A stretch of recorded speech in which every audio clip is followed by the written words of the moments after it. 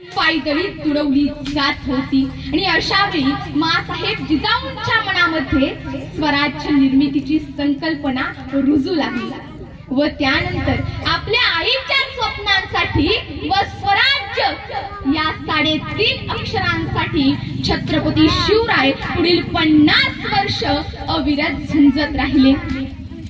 अनेक वेळा कठीण प्रसंगावर मात करून 18 पगड जातीच्या मावळ्यांच्या बरोबरीने हे स्वराज्य व साम्राज्य उभे केले। स्वराज्य घडविले शिवबांनी, मावळे होते साथीला। स्वराज्य घडविले शिवबांनी, मावळे होते साथीला। गर्व नाही जातीचा, कारण अभिमान आहे या मातीचा, कारण अभिमान आहे या मातीचा। म्हणून मला असे वाटते की छत्रपती शिवराय हे अखंड मानव जातीचे ऊर्जा आणि प्रेरणा स्रोत आहे। ज्यावेळी मला हे जमेल का, मी हे करू शकतो किंवा करू शकते का असा न्यूनगंड जेव्हा आपल्या मनामध्ये निर्माण होतो ना, तेव्हा दूर रायगडाच्या तख्तावर तंजावर पेशावर अवघा मुलूक आपलाच अशा प्रचंड आत्मविश्वासाने सांगणारे छत्रपती शिवराय आम्हाला आठवायला हवे। आणि बाजारी युगात वावरत असताना दारूच्या थेंबाला आणि सिगारेटच्या थोपटालाही स्पर्श करण्याची भावना जर तुमच्या मनामध्ये निर्माण होत असेल ना, तर आपल्या उभ्या आयुष्यात सर्व वाईट व्यसनांपासून दूर राहिलेले छत्रपती शिवराय आम्हाला आठवायला हवेत।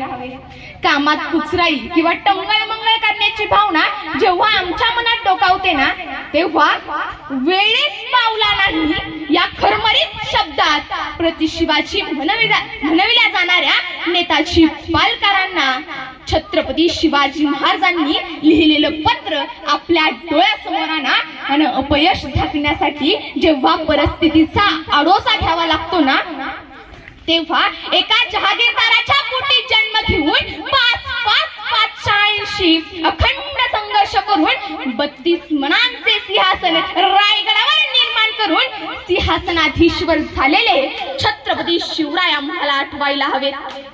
आणि कोणत्याही परिस्थितीकडे चुकीच्या नजरेने पाहताना किंवा तिच्याबद्दल चुकीचा विचार आपल्या मनात येण्यापूर्वी कल्याणच्या सुभेदाराच्या सुनेला मातृत्वाचा दर्जा देऊन तिचा सन्मान करणारे छत्रपती शिवराय आम्हाला आठवायला हवे।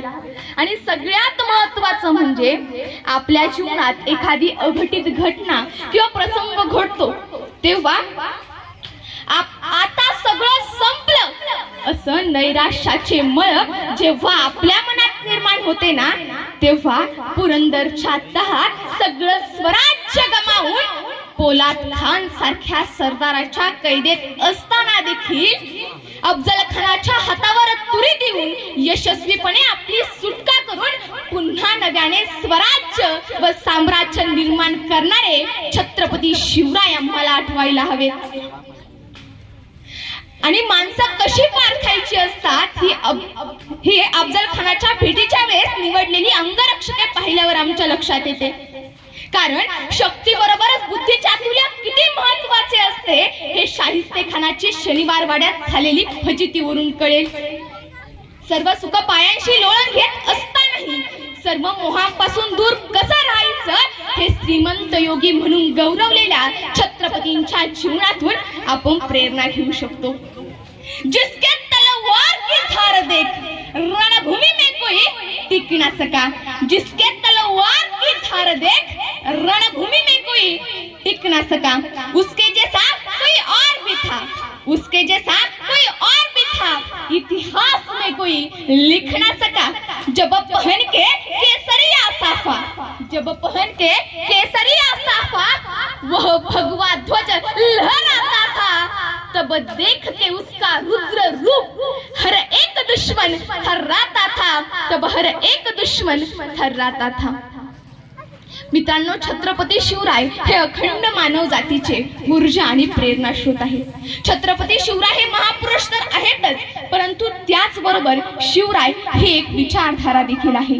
शिवराय कसे जगले, स्वराज्याची उभारणी करत असताना आलेल्या अडचणींवर कशा प्रकारे मात करून यशस्वीपणे स्वराज्य स्थापन केले हे समजून घेणे महत्त्वाचे आहे।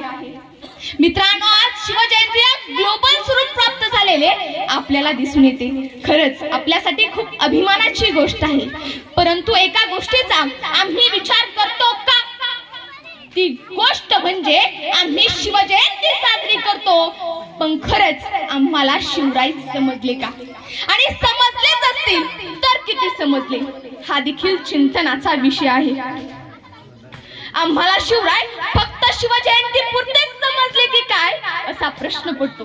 कारण शिवजयंती जवळ आली की आभासी दुनियेतील व्हॉट्सअप, फेसबुक, इंस्टाग्राम व स्टेटसची रेलचेल करतो. मान्य आहे की डिजिटलच्या जमान्यात आम्ही महाराजांचा विविध प्रकारे सोशल मीडियाच्या माध्यमातून महाराजांच्या कार्याची जगाला ओळख करून देण्याचा प्रयत्न करतो. मोठा उत्सव म्हणून जयंती साजरी करतो, तेव्हा खरंच खूप अभिमान वाटतो. डिजिटलच्या युगात आपण सुद्धा डिजिटल झालंच पाहिजे याबद्दल दुमत नाहीच. परंतु आम्ही स्वतःला हे देखील विचारायला हवे की 19 फेब्रुवारी मावळली की पुढच्या वर्षाच्या शिवजयंतीपर्यंत आम्ही शिवरायांचे विचार किती जपतो, त्यांनी घालून दिलेल्या आदर्शांना किती प्रमाणात आत्मसात करतो, त्यांनी दाखवून दिलेल्या मार्गावर खरंच चालतो का? युग डिजिटल झालं, पण या डिजिटलच्या युगात आपण खरंच वैचारिक झालो का असा प्रश्न पडतो. आम्ही शिवजयंती एक उत्सव म्हणून साजरी करतो, पण ती अधिक व्यापक आणि वैचारिक कशी करता येईल याचा देखील विचार करायला हवा. कारण दररोज वर्तमानपत्र किंवा न्यूज चॅनेल यांच्या माध्यमातून आपण लहान मुली, महिला यांच्यावरील वाढते अत्याचार ही खरंच खूप खेदाची आणि चिंताजनक बाब आहे. शत्रूच्याही स्त्रीला माते समान दर्जा देऊन परस्त्री ही माते समान नसते ही शिकवण आमच्या शिवरायांनी आम्हाला दिली. पण आज त्या शिवरायांच्या कर्मभूमीत स्त्रियांनी स्वतःला सुरक्षित समजावं ही गोष्ट विचार करायला लावणारी व लाजिरवाणी आहे. काही थोडकेच नराधम आहेत ज्यांच्यामुळे लिंगी बाळी सुरक्षित नाही, ज्यांच्यामुळे सामाजिक व राजकीय वातावरण दूषित होताना दिसत आहे.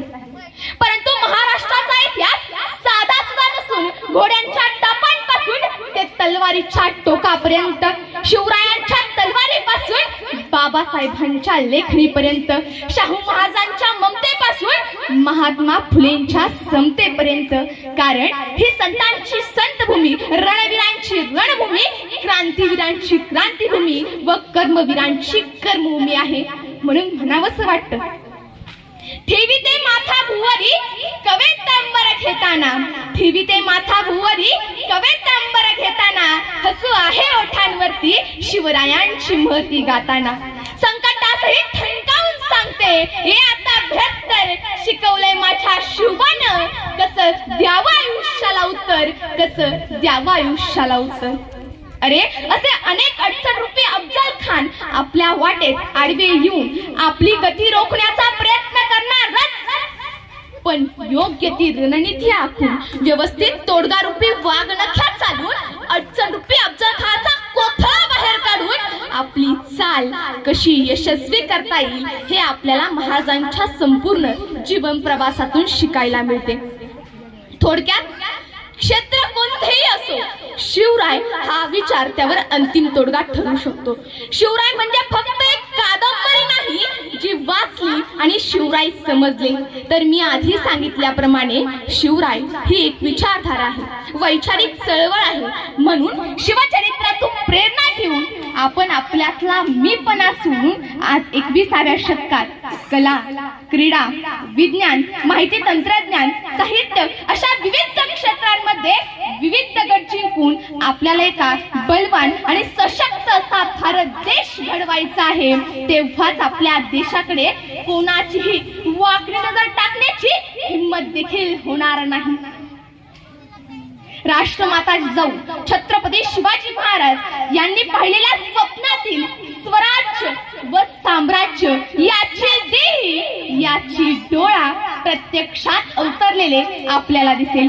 शेवटी स्वाभिमानाच्या सूर्याला, पर्वतासारख्या खंबीर राजाला, जिजाऊंच्या सिंहाला आणि त्यांच्या कर्तृत्वाला समस्त उपस्थितांच्या वतीने पुनश्च एकदा मानाचा मुजरा करते.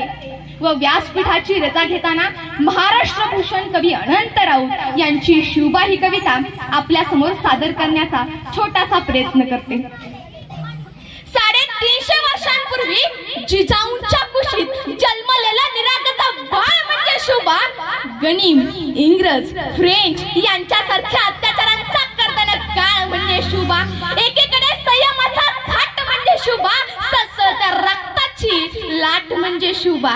राजनीती, युद्धनीती, गणिमिकावा यांसारख्या कूटशास्त्रांचा कळस म्हणजे शुभा. सामाजिकता, धार्मिकता, नैतिकता अशा विचारांची पवित्र तुळस म्हणजे शुभा. सर्व धर्म सहिष्णुतेचा अभिमान म्हणजे शुभा. रयतेसाठी जीवाचं रान म्हणजे शुभा. कर्दनकाळी मराठ्यांना आलेली जाग म्हणजे शुभा. अफजल खानाची शिकार करणारा वाघ म्हणजे शुभा. या अख्ख्या जगावर आदर्श राजाची छाप म्हणजे शुभा. झोपलेल्या शंड जनतेला झणझणीत पराख म्हणजे शुभा. या महाराष्ट्रातलं माणुसकी मोजण्याचं माप म्हणजे शुभा. तुमचा, आमचा, या अख्ख्या महाराष्ट्राचा बाप म्हणजे शुभा. या जगातल्या सगळ्या धर्मांचा एकत्रित सार म्हणजे शुभा. दुश्मनाच्या काळजातही पावित्र्याचं स्थान निर्माण करणारा किमयागार म्हणजे शुभा. किमयागार म्हणजे शुभा. धन्यवाद. छत्रपती शिवाजी महाराज की, छत्रपती शिवाजी महाराज की जय जिजाऊ, जय जिजाऊ. समस्त बाबोडी ग्रामस्थांनी पुढाकार घेऊन